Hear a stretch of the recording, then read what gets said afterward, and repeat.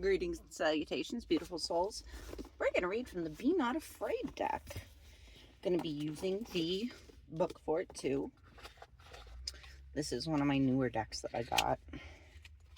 Super pretty.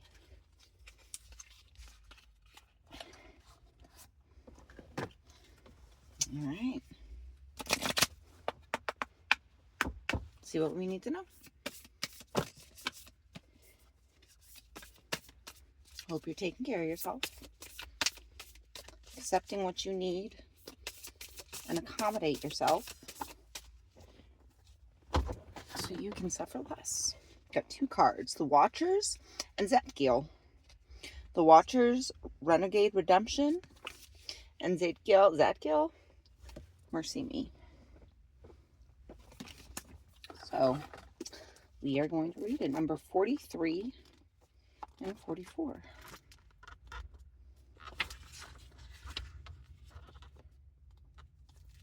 The Watchers, the Book of Enoch, Fifth Heaven, Grigory.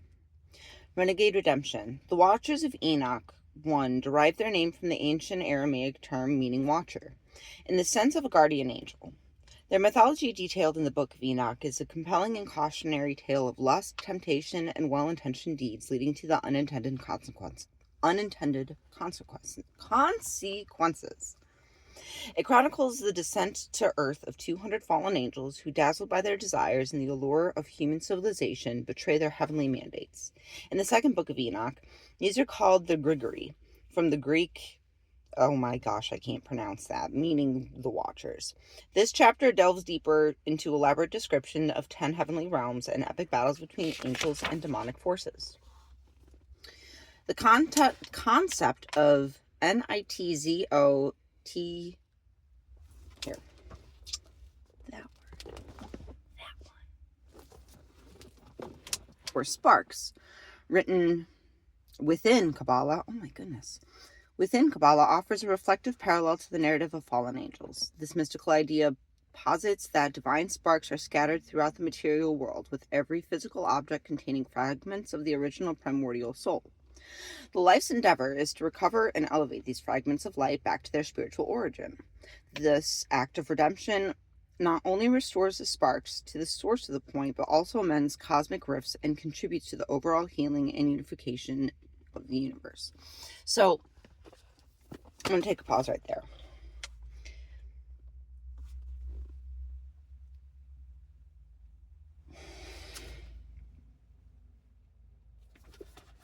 Shadow work.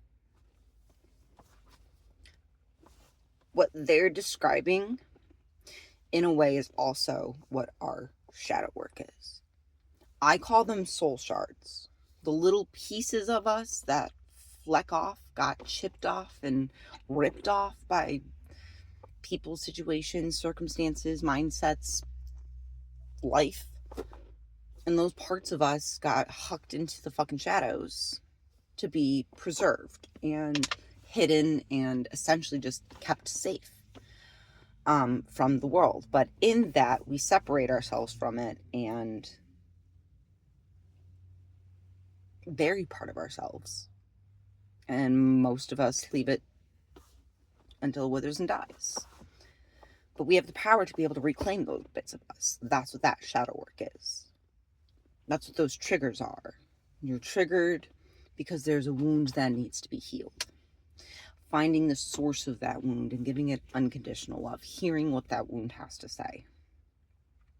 The demons are there like enemies in a video game. They're there for you to overcome. You will get to the point when you do the real inner work where you will be able to see the temptation, recognize what you will do if you are to involve yourself with this temptation, and have the wisdom and knowledge and wherewithal and take the actionable step to know not to take that.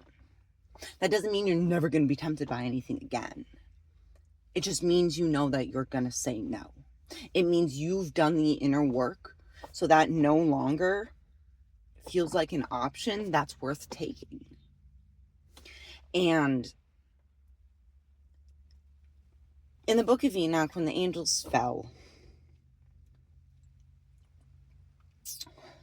think it was Azazel.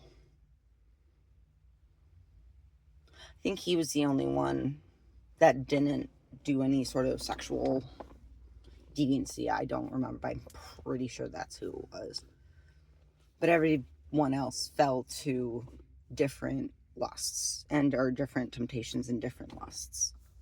We're not evil because we fall into temptation. We are not inherently born fuck the fuck up. Yes, we have things we're going to have to overcome. Yes, we are part of a fucked up world. But we have the power to heal ourselves. And that doesn't mean everything's all rainbows and sunshines. It just means you're able to navigate yourself better. You're able to navigate your emotions, your mindsets. You're able to get back to baseline when you can feel yourself getting out of the way. If you do happen to crash out, you're able to get yourself back. You're able to navigate yourself. Your problems don't disappear. The pain doesn't go away. You're able to handle it better. Suffering doesn't stop. It just becomes something you are able to navigate with more ease and confidence, and you're able to utilize the resources that you've gathered together and that you've cultivated yourself. You need to allow yourself space to fuck up with grace, without you bullying and berating yourself, without you being so fucking mean to yourself, just like your fucking programming and your parents and everything. Those voices in your head come from somewhere. They come from someone in your past, or maybe even your present. And those toxic tapes that keep repeating in your head that you've accepted as truth because you've heard it so many times come from a wounded place from someone else. And you have just unfortunately been the avatar in front of them. If you wouldn't seek someone's advice, don't take their criticisms.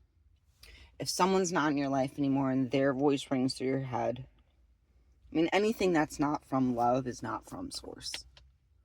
And if it's not from source, chances are it's not true. You're supposed to be here. You don't just accidentally show up on Earth. I mean, think about it logically, okay? So the amount of specific variables that have to exist for the world to be as it is, for our life, for life to exist on a planet, those variables have to be so specific. And things around here, like, if it's a random happenstance, then holy fuck, aren't we lucky that we got the random fucking variables that happen to work? Or things were fucking put all together. You're not here by accident. And even if you believe that you are here by accident, fucking make the most of it. Like, fuck, we're in this fucking magical, beautiful fucking place. Where more than just what we see exists. If you look at the light spectrum, we can only see 1%. That's 3 GBIV. On either ends is infrared and ultraviolet. You need machines to detect those. We don't know what else is out there. We can't detect it. And if we couldn't fucking comprehend that shit. We've gotten bleeps and bloops from the ocean and from space, and we don't know what the fuck they mean. Just because we have the information doesn't know exactly how to comprehend it or know what the fuck to do with it. And then on top of that, just because you can't see it doesn't mean it doesn't exist. If you take an ice cube and you apply heat to it, the molecules move faster. Eventually it'll go to water, and keep going. It'll eventually go to water vapor, and then you can't see the water molecules anymore, but that doesn't mean they're not there. They're just vibrating at a frequency that we visibly cannot detect because we cannot see that because it's in a different state of matter due to its molecular vibration. So could it be possible that in this 99% that we don't know that there's all this stuff there, and why not fucking give it a try? Just be accountable and stay grounded and be very careful about Delulu land and no toxic positivity and shit, but you got people there for you. You have eyes watching you. People are there. You're loved, you're guided, and protected. Give them permission to interfere in your life as best as they see fit. You're magical. I love you. You're supposed to be here. I gotta go. I love you. I believe in you.